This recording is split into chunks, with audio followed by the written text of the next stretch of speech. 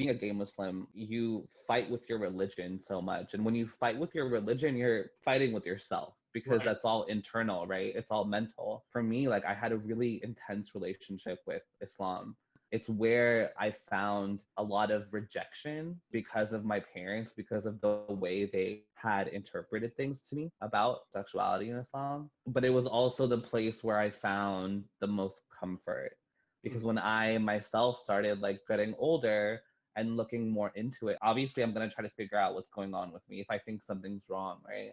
But the more I looked into it, the more I was like, okay, well, you say that God doesn't make mistakes, so there's no way that I'm a mistake. What's going on, guys, and welcome to another edition of the podcast. Today I have a very special guest. He's actually a longtime friend of mine.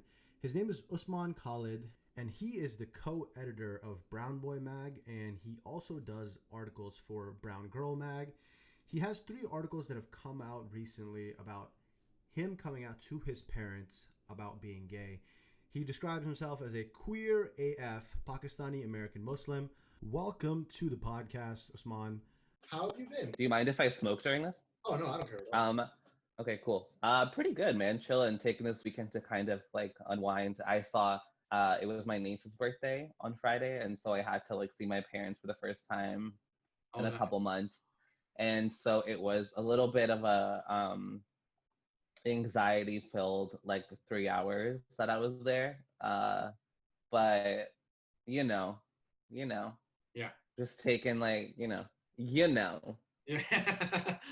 How long ago exactly did you tell your dad or your mom? Okay, so you know what? I told them like 3 years ago? Okay. Yeah, it's been 3 years now. It's been like 3 years now. It was Father's Day, you said, right? Yeah, it was Father's Day in 2017. Okay. Yeah, 2017, right. It was like a year after I'd moved out of their house. Okay. Which is like, obviously it's like that was the whole thing in and of itself. Like when I moved out after college, like they were like, no, like you have your freedom at VCU, and so now you have to like stay here until you get married or whatever. That's what I was about to say. Yeah, and then I was like, yeah, okay. No. And so like I remember like one day, like as soon as I got a job that like paid enough for me to like move out or whatever,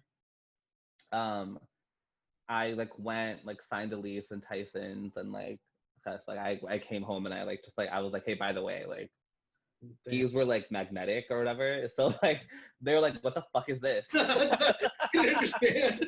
You were trying to be dramatic, and like yeah, I was like, oh sorry.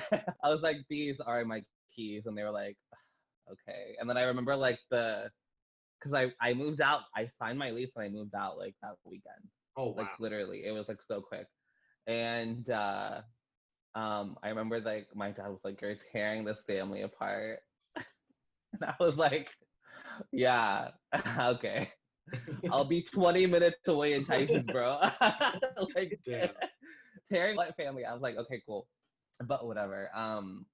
But yeah, so I told them a year after, and it was Father's Day. It was also like the weekend of Eid. So we had just finished up. We had finished up Ramadan. So like honestly, I was like fucking weak as fuck and like tired.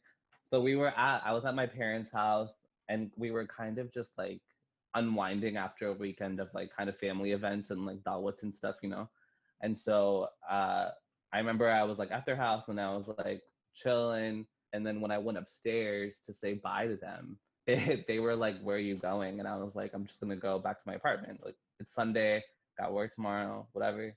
And then I remember at the time, my sister-in-law's little sister was visiting from Canada.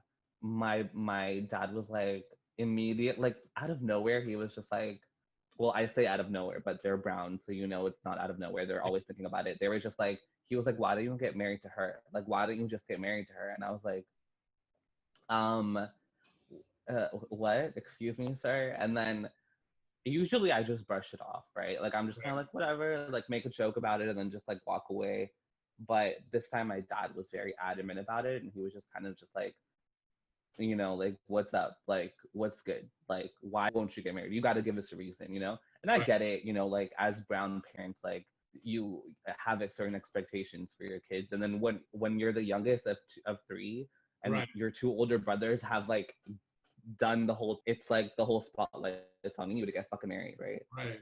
But anyways, he was just like, you need to tell us why you're not going to get married. Like, we need a reason. We deserve a reason, blah, blah. You're not wrong. They do deserve a reason. But then he was like, then I remember he just said, the only valid reason that I can think of for a Muslim man or woman to never get married is if they're gay or lesbian.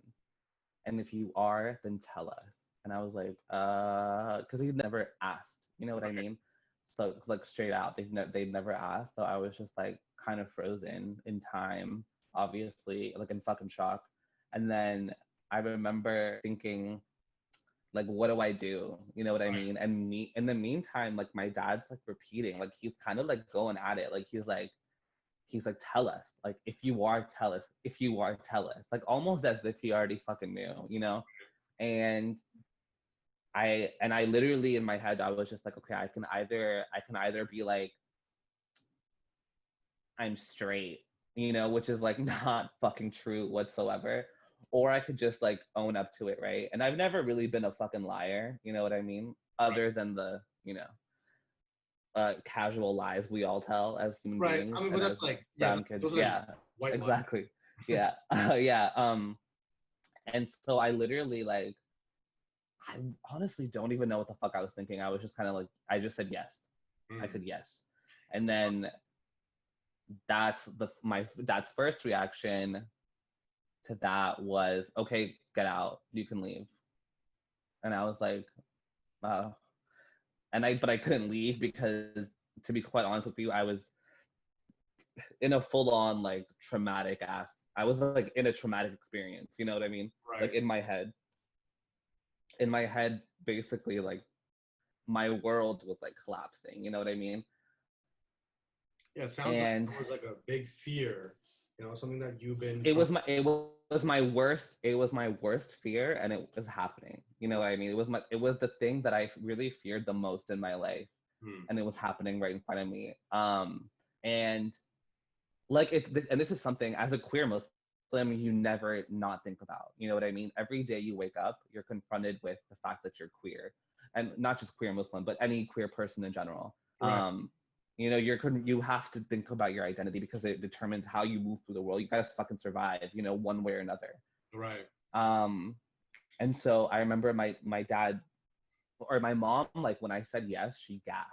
Like she gasped, like straight up drama, like Pakistani drama. You know what I Wait, mean? like the camera turned and everything. No, all of a sudden, there was a camera crew and they were like zooming in on her face. Um, yeah, she just like gasped, and she honestly like didn't say anything the whole time. My dad, however, when he told me to leave, I was like no. I was like I have to talk. Like I can't leave. And then my dad just kind of like laid into me about everything that you would really expect a conservative Muslim Pakistani immigrant, who was like born and raised in Pakistan, Mm. whose parents were like legit, like went through the partition and everything. Like, these are hardcore Muslims, you know what I mean? Like, Right. they've Right. been through it.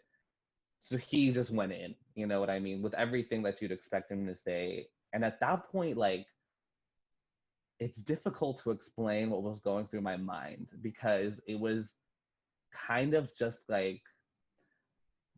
literally every word that was like coming through his like mouth was just like a dagger. Like, I remember I couldn't feel anything. Like, I was like numb. I was so fucking numb, and I didn't know what to do. But I remember I was crying. I remember I was sobbing. And I remember that like I couldn't speak. There were like no words were coming out. So really it was like 45 minutes of just fucking hell. You know what I mean? Of just like, really, I couldn't move. I couldn't do anything. My dad's just like kind of saying things to me. And at the end of it, like, they were both pretty much just like, okay, you need to go and like think of, basically they were like, go to your room and think about what you've done. Like, they were like, go home to your Mhm. apartment, think about what we said, and then like next week come back to us with your decision. Oh, Basically, like, they were essentially saying saying like you need to like figure out a way to become straight, you know, because to them it's a choice. Like that's their mindset. Well, I think that's what Pooja auntie had told your mom, that I'm pretty sure he's not trying hard enough. Right? Yeah, he's not trying hard enough to be straight. But Right. Well, I even mean, maybe she's right. well, I don't think that she's right. Now I had a quick like kind of question, because I haven't heard the story from you exactly, right? Now, Yeah, that was a lot. Sorry. Yeah. No, that's okay. It's okay. So say what is the month of fasting? What is that called? Ramadan. Ramadan. Okay. Do you feel like Ramadan, the whole month, it's a pretty like taxing kind of thing, like, you know, no water. Mm-hmm. I'm assuming since it was Father's Day that it was probably in like June or July, which are one of the hotter months. You know, the days are longer. Yeah. Do you think going through that helped your dad also kind of break through? Because even for him, I'm sure that was a big thing for him to talk to you about that, right? Do you think that kind of spiritual part of Ramadan helped both of you also, like him to be like, hey, you have to tell me, and you to be like, hey, I'm not going to lie anymore about myself, and actually tell him? Do you think that played a part into it? For my dad, I really don't know. I mean, I think if you were truly like, if you were truly going through Ramadan with its true purpose of clarity and love, you know what I mean? That's what it is. You're really kind of like getting, it's a month where you're doing all these things to get closer to your faith. So I don't know. I feel like if that was actually the case, if it was like a month of actual reflection, stuff like that for him, he wouldn't have had the reaction that he had. You know what I mean? Like, I don't think a rational like human being would sit there and say all those things to their kid. You know what I mean? You have to be kind of in a shock, in a state of shock. Yeah. Parents are not normal humans. Let's get that. That's true. That's true. I mean, no, that's true. Their parenting style. Yeah, Their parenting style is very different for sure. But I guess like I don't know if it was for my dad, like it was this like awakening or something like that. Or maybe he honestly didn't think that I would say yes. Maybe he just maybe he thought that I would just like keep going with it or whatever. But for me, I guess in that moment, it was kind of clear to me what I had to do, because it was almost like I wasn't even in control at that point.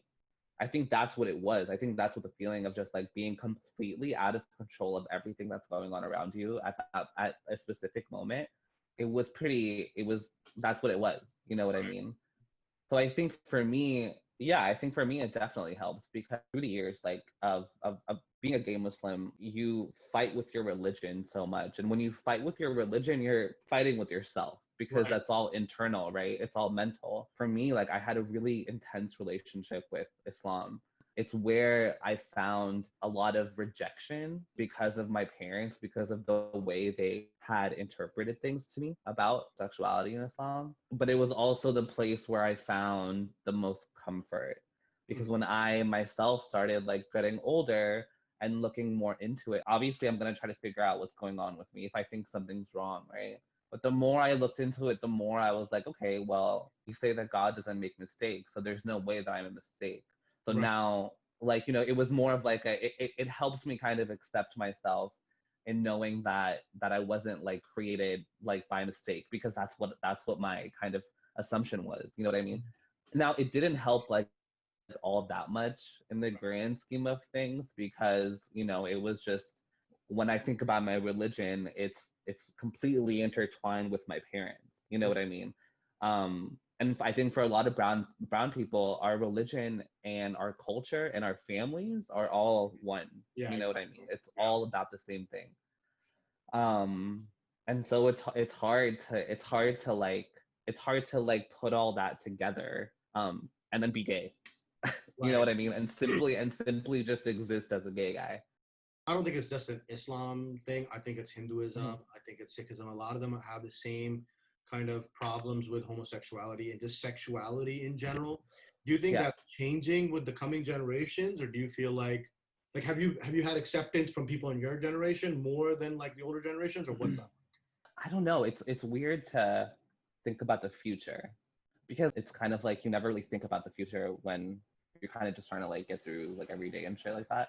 Okay. But as far as like acceptance, yeah. I mean, everyone my age that I've spoken to, all my Muslim friends, you know what I mean? Like they don't have anything against it. Like they won't say anything against it to me, you know what I mean? Right.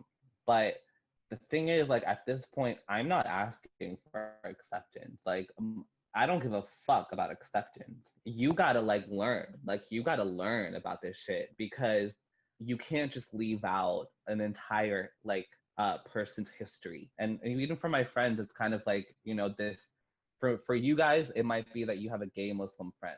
You know what I mean? For me, it's my every fucking day life. You know Right. what I mean? This is what I'm going through actively.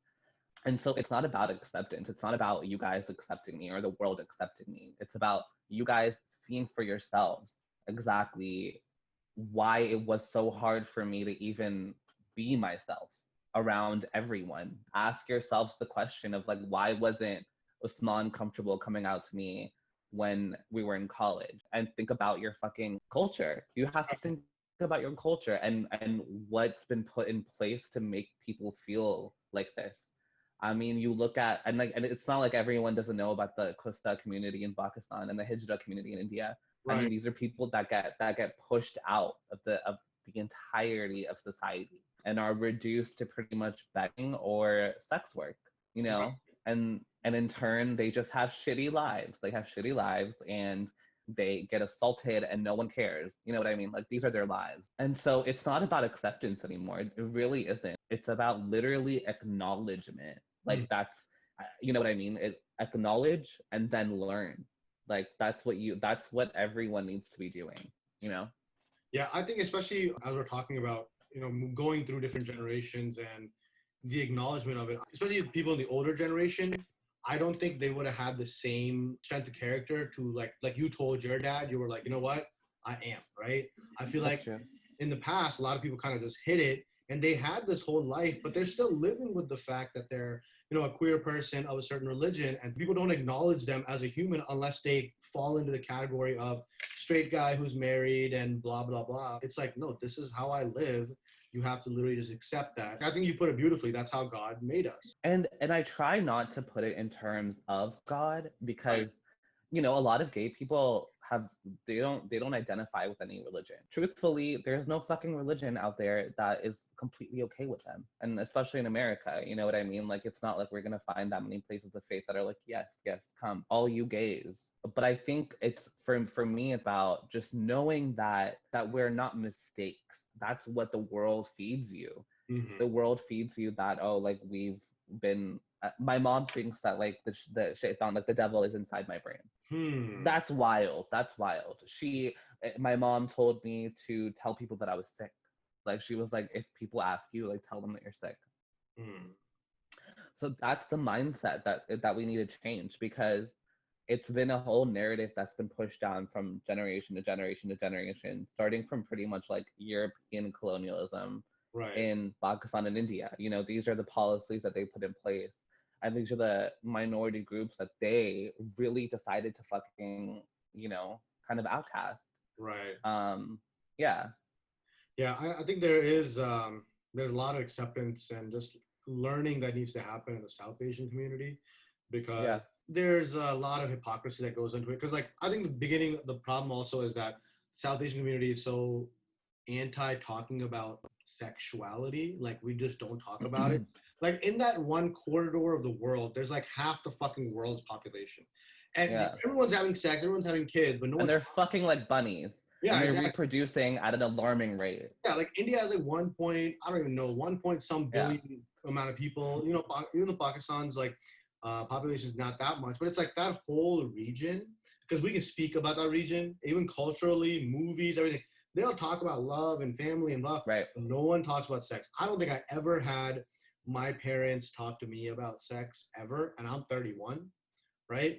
And I think one time my mom kind of said something and she was so embarrassed. Like she had just like done the most embarrassing thing. And I was just like, dude, like it's just life. You're right. It's really interesting, like how like brown parents interact with it. I think the only time my parents ever even like talked to me about puberty Right. was when this one time they sat me down And this was in Urdu, by the way, so it's just like awkward. Oh. It's just awkward, man. Like it's so awkward. Sometimes you have dreams, right? And I'm like, yeah. And he was like, some of them are dry, and some of them are wet. And I was like, I immediately was like, I'm gonna get up, and this conversation is over. No, no, no, no. Yep. And I mean, like, it's like, it's like, nah, dude, nah, that's not gonna happen. I think maybe that's them also trying to bridge the gap, but it's like that It's a half-assed attempt. Yeah. yeah, but that whole relationship isn't there for you to come to us one day and just be like, oh, by the way, Yeah. I noticed the bed is wet. So sometimes but like, I hope our generation and everyone following will do a better job of just being more open to their kids. And then hopefully that will allow for more just knowledge. So you had 3 articles that have come out so far. One was obviously talking about coming out to your parents. 3 years later, how much better or worse is that relationship? Have they asked you if you pray enough to get the devil out of your head? Like, what's going on? The devil's still there. The devil's still there. The devil is still there, yeah. Maybe it's the weed. This is pretty much what the Yeah, that's what I was it's probably the weed. I mean, after I came out, it was basically one of the darkest times of my life where like I was in a pretty like severe state of depression because like my worst fears had come true and like I had just been through like the most intense trauma of my life. At the same time, I'm like working and I'm trying to go to work every day, go see my friends, be a normal human being when on the inside, honestly, like it was like hell. I think I waited like a month or two before I went back to my parents' house after the initial like I came out to them and stuff because I have my niece and nephews and I can't like live without them. So I had to see them. But I think like when I started going back, I was revisiting like the very place that I had like my worst like trauma. I think gradually it just kind of like ate away at me to the point where like literally I was like having really intense suicidal thoughts. And yeah, that's pretty much what it was like for a while. And then I got help, and within those 2 years, I realized I needed help because no one should be having suicidal thoughts, but I've been having them since I was like 11. So for me, it was normal. And so, and when I was 11, I was like resorting to self-harm because I didn't know how else to process my depression and anxiety. Yeah. As a result of being like a closeted gay kid in a Muslim family, I didn't know what to do. So for me, like it was just kind of like a normal thing. I was like, what the fuck? Like, what the fuck? Like I remember I went to I told myself that I would do it after my cousin's wedding, right? And I was like, because he would be so mad if I missed it. Like that's like the thought process. Like it was just a casual thought, essentially, right? I know it's fucked up. I remember like when I was at his wedding, we were at the Nagah ceremony, which is like this ceremony that happens like it's like the official religious wedding, essentially. Okay. Or the Islamic wedding, I should say. That's where they like sign the papers and everything. And so I remember like we were in Pakistan, and my parents weren't there. And they weren't there because they were in Lahore and they were flying the same day and they couldn't make it. They weren't there, but I was really happy that they weren't there because I realized I was like, okay, everyone here like, doesn't really know what's going on. So they weren't there to kind of like, bring me down. You know what I mean? Because Right. like their presence and stuff, like I know what they think of me. So therefore like, like yeah, that's it. When they're there, when I see them, it's all those feelings just like would come right back up. And so they weren't there. And I remember like when the Islamic wedding, everyone gets up and like, congratulates the groom, right? So I remember I went and I hugged my cousin, and I remember I like started bawling. I started like crying so hard. And it was like tears of like happiness. Like I was really happy. And I looked at my cousin, I was like, I'm so proud of you. I remember I was crying like and I felt really happy. Like I just felt so happy. Mm-hmm. And I think it was like at that moment, I was like, okay, like this isn't, I was like, this is how I'm supposed to feel all the time. Like this is how I'm supposed to feel. You know what I mean? And I was like, I would never felt that in my life before. Like it was so crazy. It was almost like I was just like, holy shit. And then when I got back, I was like, I got to get help. Like got therapy, got diagnosed with like major depressive disorder and everything. I got like a life coach. It was a lot of work, like honestly, and it's still work. I'm still going through it. I'm still every single day is work. Yeah. Mentally for me to get to a place where I'm okay. Damn, like my whole world with Exactly. my parents, and they don't even believe Yeah. that I should exist the way that I want to exist. So like, Mhm. yeah, I'm glad that you got the help, because that's another thing that is very stigmatized in the Indian community.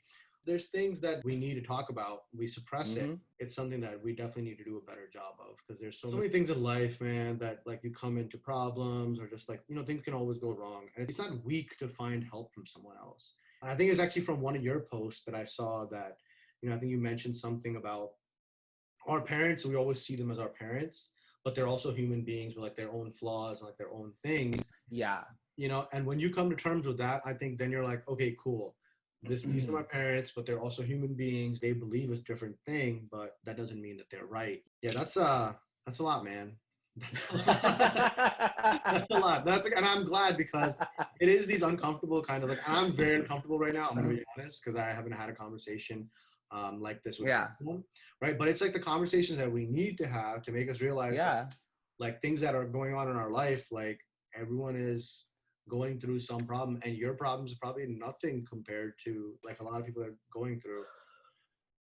Yeah. Yeah. I mean, I think my main point of it is not to make people feel uncomfortable, but it is to, like, we have to highlight like the fact that, like, everyone that's ever known me, and that's a lot of people. I recognize I have a lot of friends. I get it, But everyone who's ever known me has known me to be a happy kid who doesn't really like. I get along with everyone. I Right. have yet to find someone who I haven't gotten along with, really, except Oh, my I'll name parents. someone off. Um, I'll name someone off air though. We'll talk about that oh shit. later. Okay.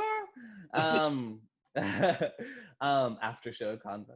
Point is that, like, the people around you are going through things like constantly. So it's important for us to check in with your fucking friends. You know Right. what I mean? Like, there's all these things that we don't treat as actual issues unless we see them. So it's important. It's important for people to know that these are the struggles that a lot of gay Muslims are going through, Right. And there's so many out there that literally do not have the freedom to sit here, smoke a joint, and say, I'm gay as fuck, without fear of getting arrested or killed. And there's like what 1 billion plus Muslim people, so the probability, scientifically speaking, is going to be really high. I will go ahead and link your articles, because I'm sure these are, and I don't mean uncomfortable in a bad way. I feel like a lot of our growth happens when we are uncomfortable, when we're doing things that are uncomfortable, and to get, I agree. and I'm going to be honest, there's a certain perception that I had about what you went through, right? And it's like, oh, this is probably what he went through. Everyone thinks that, like, I can imagine what he went through. But it's like when you actually talk to someone and actually hear from them, you're like, oh no, you know what? You got to be honest. I could not have imagined myself. I don't know what I would have done in that position. And in no way, shape, or form is my story like representative of all gay Muslims, right? Um, I think there's a lot of positive stories out there. I think there's a lot of in America. I think there's a lot of like stories of like Pakistani families being accepting towards their gay sons, but Right. um, the commonality of it though is low. So that's why I think it's important to like understand like it's not about acceptance anymore. It's really about getting the full picture and Right. understanding what it is to be a gay Muslim. On this podcast specifically, I'm trying to show that, whether it is a gay Muslim kid or a gay Sikh kid or any person that's going through anything in their life, I want them to feel comfortable to have an environment where they can be themselves. Yeah. And I'm pretty sure, just like your story, there's probably another 100 more stories of gay Muslims or gay Sikhs or gay Hindus or any other gay person just being like, you know what, it's not worth it, and they end up ending their life. But we just lost a beautiful soul for no fucking reason, because people are like not acknowledging life. We need to like change the language and change the conversations around this, because I think that's something that even for me, and I'm realizing, I'm like, wow, you're right. It's not about acceptance anymore. It's about acknowledging that this is happening. It's about correction. It's really about like, yeah, it's about correcting Yeah. a wrong, like Right. this is wrong. It's not about a difference of opinion anymore. It's not about whether you think I can be gay and Muslim or whether you don't. You cannot debate a human being's existence Right. and think that no one is going to say anything. You know what I mean? So like this is like whatever all the shit I'm doing is really for those people who are like who think that it's not possible to be gay and Muslim or queer and Muslim or transgender and Muslim, whatever, however you identify, Right. whatever your sexual identity is and whatever your sexual preference is has nothing to do with how Muslim you are.